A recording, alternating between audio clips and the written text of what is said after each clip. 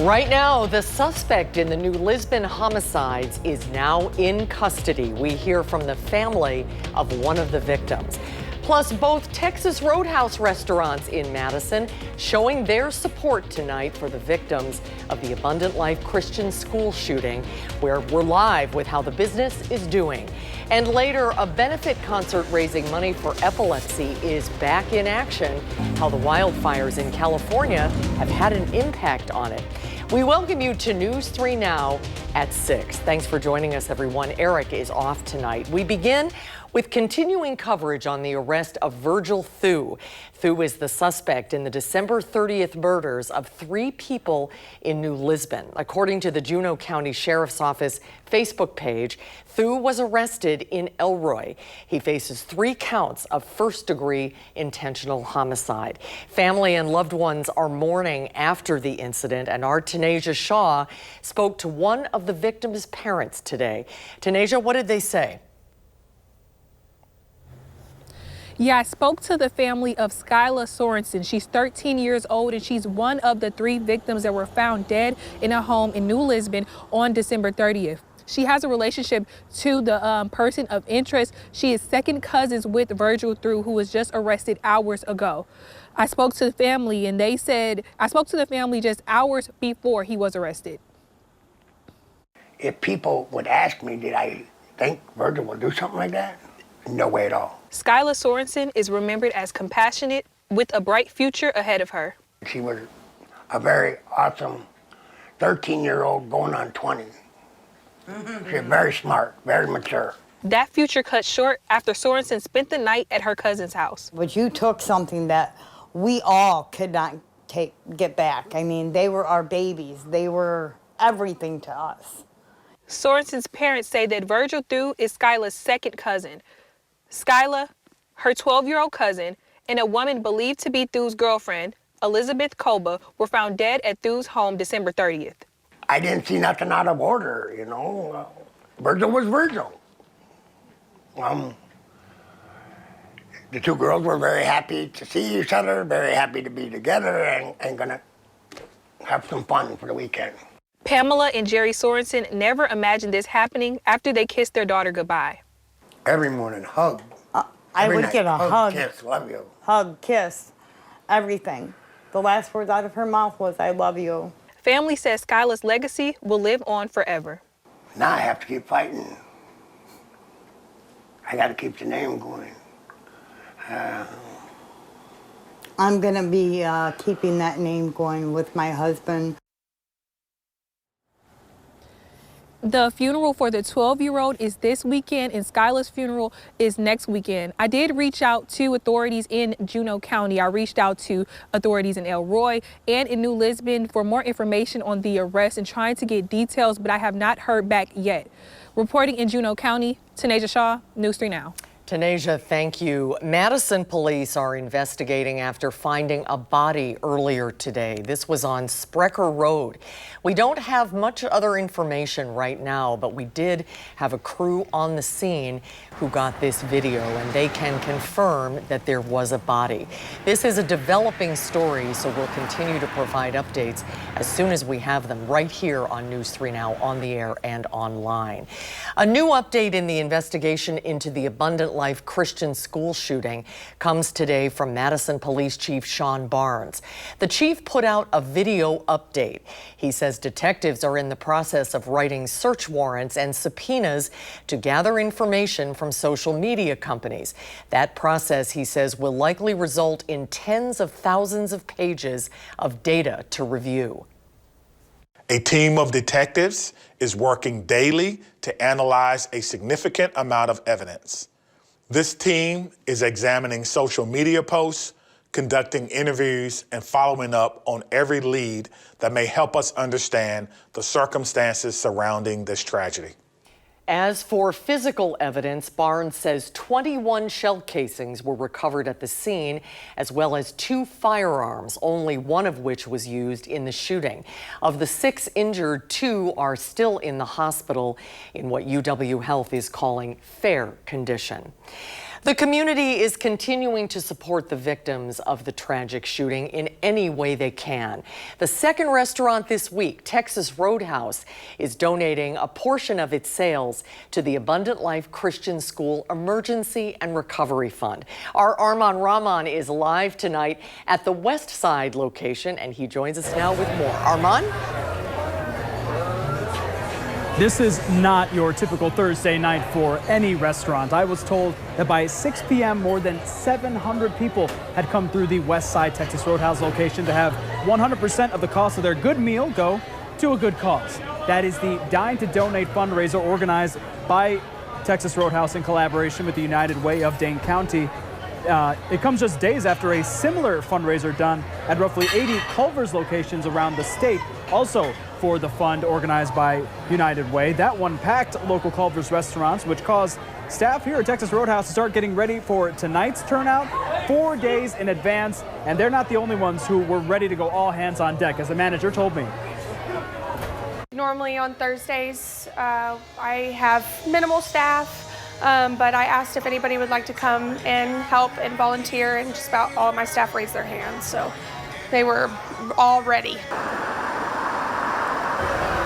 Now, according to a spokesperson with United Way, as of this morning, that fund had reached over $250,000 with over 1,500 people participating and donating so far. And that doesn't include what Culver's raised. That will eventually be added to the total into the near future. United Way says 100% of the ALCS fund will go directly to the school to help financially the families that were impacted and those that unfortunately lost loved ones as well. You can still donate by texting HELP for ALCS to the number 40403. Reporting on the west side of Madison, Arman Rahman, News 3 Now. Gather and step up in this way. Arman, thank you so much. Turning to the weather now, Alex Harrington has a look at the forecast. Maybe a little light snow, just enough to make everything a little slippery tonight. Yeah, especially as we get a little bit later into the overnight and also that Friday morning commute. You never want to let your guard down when we got even just a little bit of snow. And then I'm going to add in here too some patchy freezing drizzle.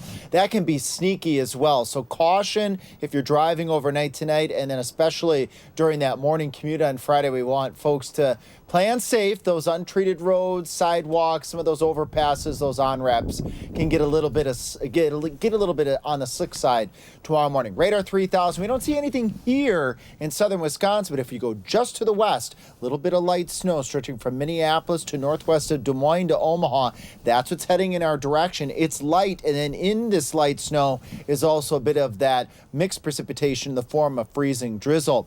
Tonight, temperature is actually pretty mild for this time of year, staying in the 20s, although, yeah, just a touch of a breeze. You might hear it a little bit out here that brings the wind chills down into the teens, but overall typical for January. Highs tomorrow, upper 20s. That light snow and flurry activity moves off towards the south and east. It's not the only chance of snow in our forecast. We have a good chance of snow on Sunday in Maine weather. We're going to look at that Clipper system, how much snow we can expect, and I'm also going to show you how much precipitation we could accumulate over the course of the next 10 days. All right, Alex, thank you. Right now, deadly fires across the Los Angeles area are forcing nearly 200,000 people to leave their homes. Our Merrill Hubbard is here with the latest updates from California and also how people are being affected locally. Merrill?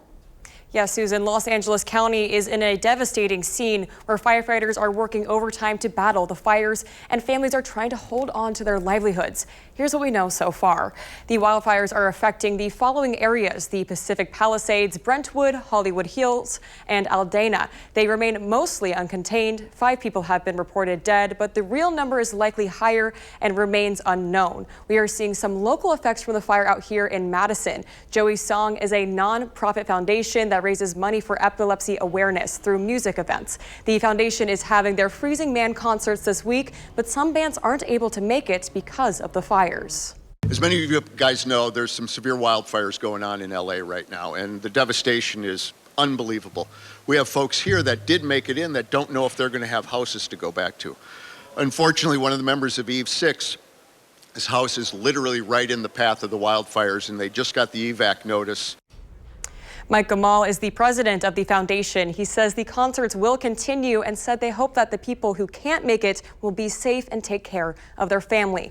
And within the hour, we received an update from the American Red Cross of Wisconsin saying it has 4 volunteers and 1 employee who are on their way to help with the wildfire relief efforts, and more volunteers are expected to deploy in the days ahead. Meryl, thank you. Meanwhile, the show goes on for the other bands involved.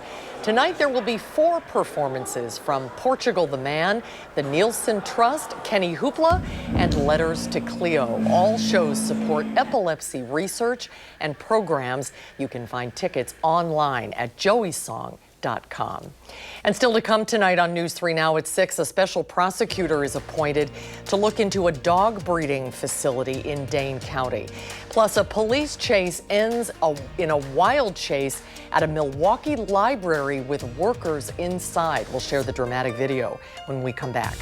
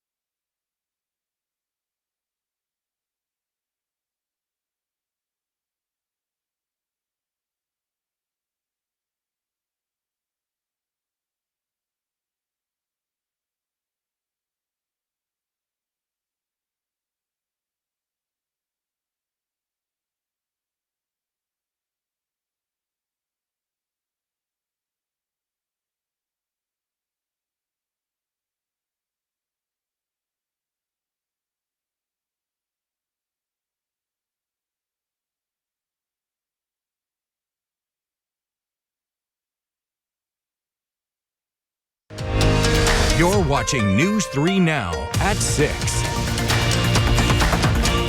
Sun Prairie Fire and EMS say they put out a fire last night caused by a stovetop. It happened when a box of food was placed on a burner while it was on. The people inside started to smell smoke, and the smoke alarms went off shortly after. One person moved the burning box outside the residence, and that resulted in minor burns to their fingers. The fire department says the kitchen area suffered some fire damage.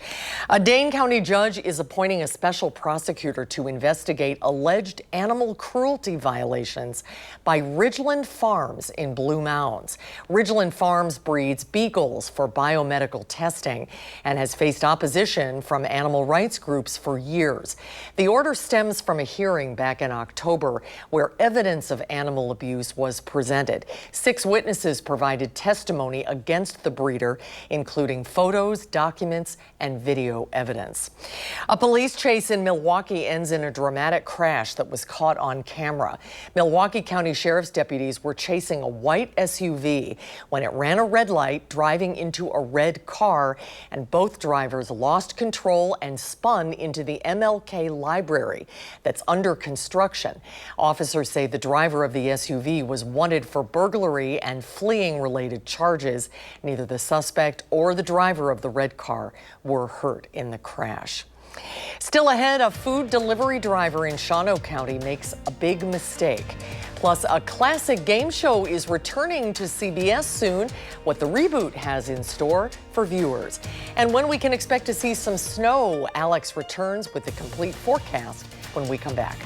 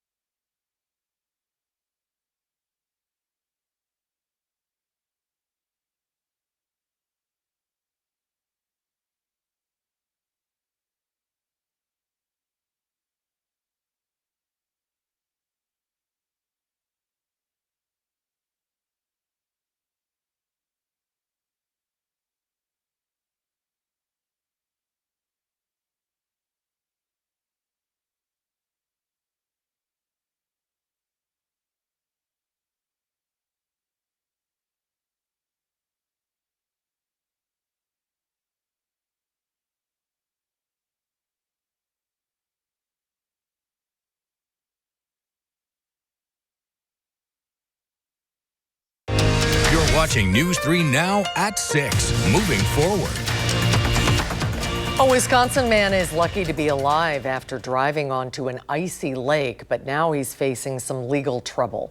Take a look. The Shawano County Sheriff's Office responded to a call of a van breaking through the ice and falling into Shawano Lake yesterday. The driver was delivering food to a person who was already there ice fishing. The driver escaped the van and left on foot prior to the deputies arriving on the scene. Officials say when they found the man, he was taken to a hospital and then arrested for unrelated outstanding bond conditions. A new version of the iconic game show Hollywood Squares premieres soon here on CBS with a fresh look and a new roster of celebrity guests. CBS Mornings co-host Nate Burleson hosts the reboot alongside award-winning actress and talk show host Drew Barrymore, serving as the center square. The game combines celebrities, trivia, and tic-tac-toe, with contestants playing to win cash and prizes. It's a great show. You know, this is a show with rich tradition. I'm an 80s baby, so I grew up watching all of these shows, from the black and white version all the way up until the 80s when I was a child sitting on the floor in my living room. So getting a call to host this show was a little bit of a surprise, and I couldn't pass up on this opportunity. It's great to be here. Hollywood Squares kicks off with appearances by Drew Carey, Triumph, the insult comic dog, Tyra Banks, and many others. The show was supposed to air tonight, but CBS is now moving that date back to the 16th due to coverage of the ongoing fires in Los Angeles. Looking forward to that. We have two chances for snow, Alex, right? And the first one, light snow, maybe tonight? We sure do. Two chances. Light snow, add a little patchy freezing drizzle in there, and Susan, and you've got the recipe for the potential of some slick spots for tomorrow morning. So don't let your guard down. Sidewalks, overpasses, those bridges can have a patch or two that's a bit on the icy side to start off our Friday morning, but it will warm up a little bit later on Friday, and then that will go away. Let's look at that with Future Track. Here comes that line of a little bit of light snow shower activity. Viroqua, Boscobel, Prairie du Chien by 12:30 as we advance through the evening. Madison around 6, and then it's out of here as we head towards the lunch hour tomorrow. Just enough snow, and when it's not snowing, you get that sneaky, I call it, freezing drizzle that accumulates just a little bit of a glaze out there to ice things up out there. Overall amounts, dusting. This is weather system number 1. And again, it doesn't take a whole lot to cause a couple of slick spots out there. Then we have weather system number 2 here, strongly showing itself on Sunday into the impactful range. 1, 2, maybe 3 inches of snow for parts of southern Wisconsin, and we should track that together here as well. 12 o'clock, now this is updated here. Looks as though we could have snow from the Dells to Madison as early as 12:30 Sunday morning. We go into the morning hours towards noon, still looking widespread west to east across all of southern Wisconsin. But the main track of this weather system, as I've been mentioning the past day or two, is looking to be to the north. And if it's going to be to the north, the heavier snow totals overall are to the north, but we still will likely see some snow on Sunday, and then that ends late Sunday night going into Monday. Widespread amounts here, 1, 2 inches. Well, for those of you that want some snow, that's a little bit of white out there. The better amounts for 3 or more inches, Juneau, Adams, Marquette, and Green Lake counties and areas up towards the north, towards central and northern Wisconsin, north of the center of low pressure.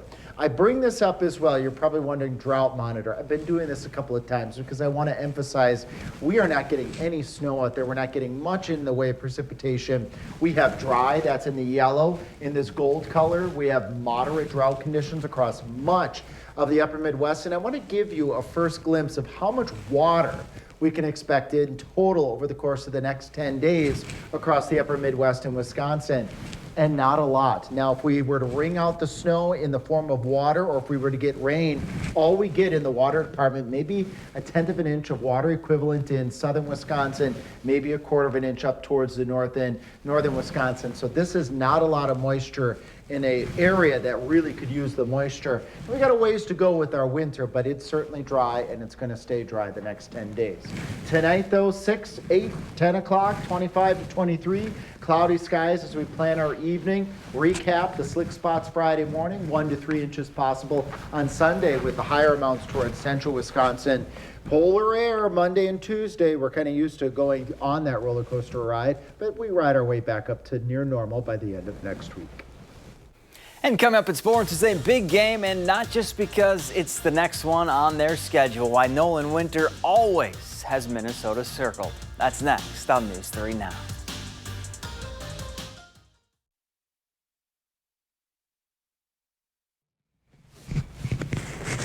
This mic keeps rubbing against. Yeah, is that your mic, Alex? Yeah, testing again. Is that better? Yeah, it was rubbing against my lapel. I'm sorry.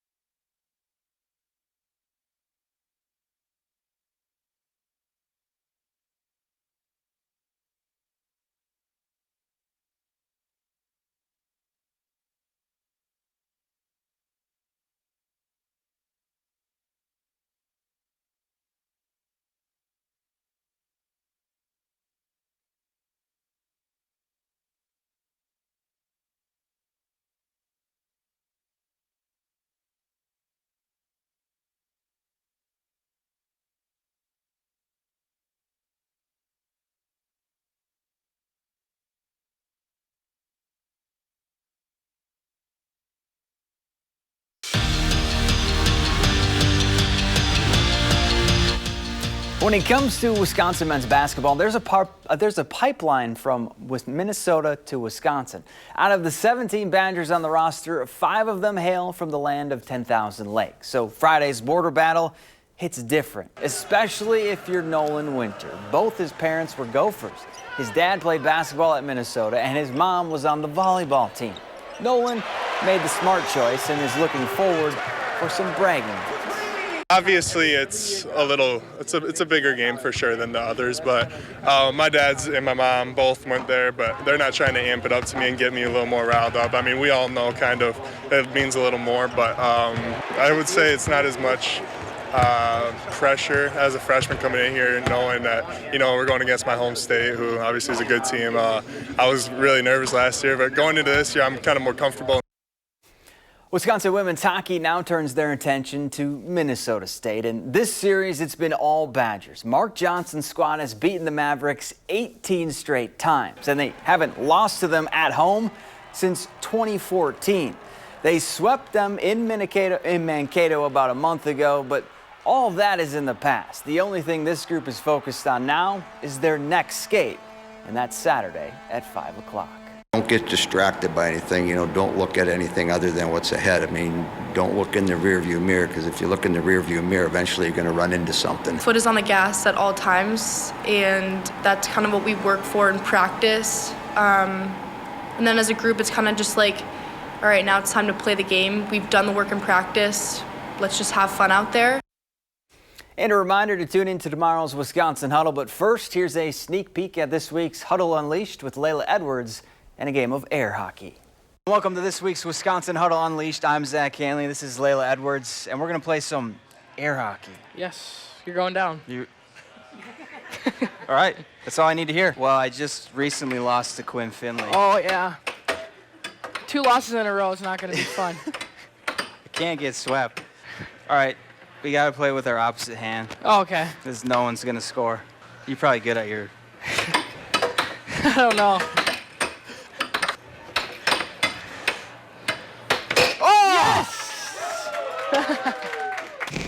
Her opposite hand was better than mine. Yes. That always looks like so much fun. It's fun, but I usually lose, so I don't know how much fun. We'll get an update on the forecast coming up tonight at 10. We'll see you then.